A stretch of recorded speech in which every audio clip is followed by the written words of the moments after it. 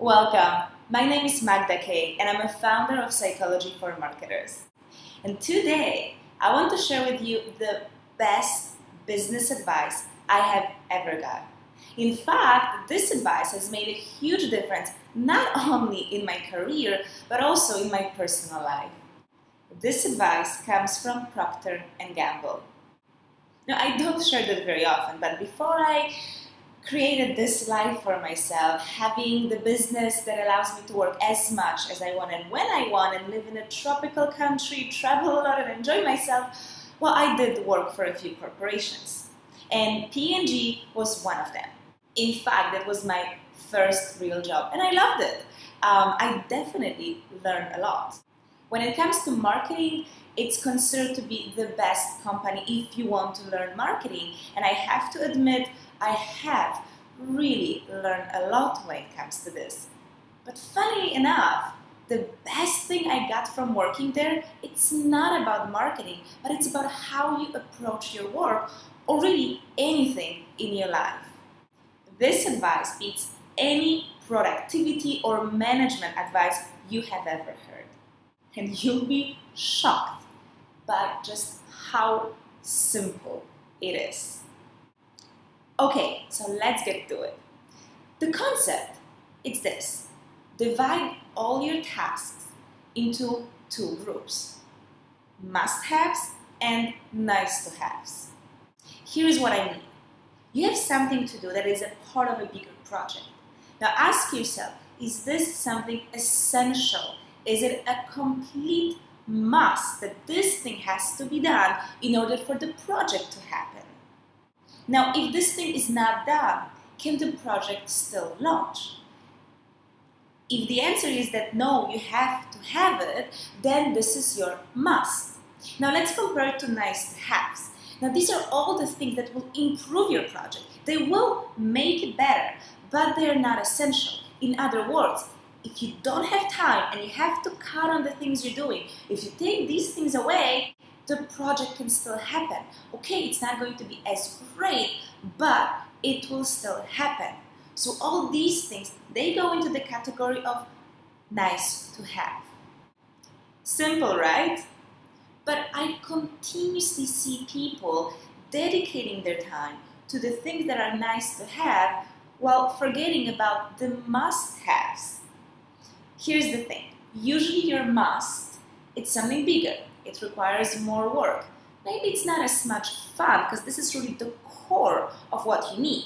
Now all the nice to haves, these are the things that will make your project better, so they're usually quite innovative, interesting, different, so it's natural that we want to go that direction and work on these. However, that's really not productive. Imagine you have a week to work, and because you choose so, you work on your nice to haves and you have all of the things that are going to make your project better, but you don't have your project. So it doesn't really make sense, right? Now, it doesn't mean that you do not work on your nice to haves. It's just about the order. Start with what must be done, and when this is accomplished, that's when you move on to your nice to haves. This is how I approach my work. Whatever I have to do, I always ask myself, is this a must? Is this a nice to have? And if it's not a must, I will not start working on it unless I finish the task that I need first. Now, I have to be honest with you. I've had bosses who wouldn't fully follow this rule. So I would be very often asked to do something that was definitely not essential, was far from that, would be a slight improvement to the project, but my time was being taken away from the task that I had to do. Now, if that's something that's happening to you, I want you to know that I understand it's not easy to question your boss. And sometimes, no matter what you do, they'll still want that thing done. After all, it's their company, and there's that much we can do. But I just want you to try, next time, explain this concept to your boss and explain them that that's the time that you have. Show them the things you have to do and explain that the project you're working on will only happen if this thing is accomplished. And then ask them, what do you want me to work on now. Now that should help, again, if it doesn't, everybody is different and you cannot control people, but see as much as you can in the scope of your work that you have, how much you can implement this rule. And especially if you have your own business. If you manage your own team, then go ahead and implement it, and you'll see how in the matter of days, even one day, your results are going to improve.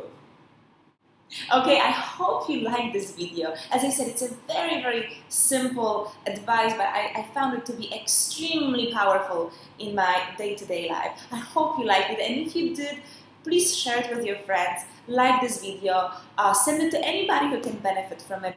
I hope you already know that I really love sharing this knowledge with you. So if you find it exciting, if you find it interesting, please help me spread it around.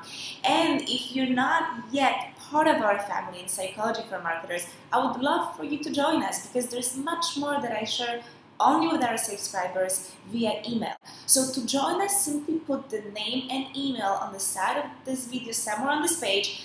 And if you're watching this page outside of our website, which is psychologyformarketers.com, please go there, because this is where you can join us.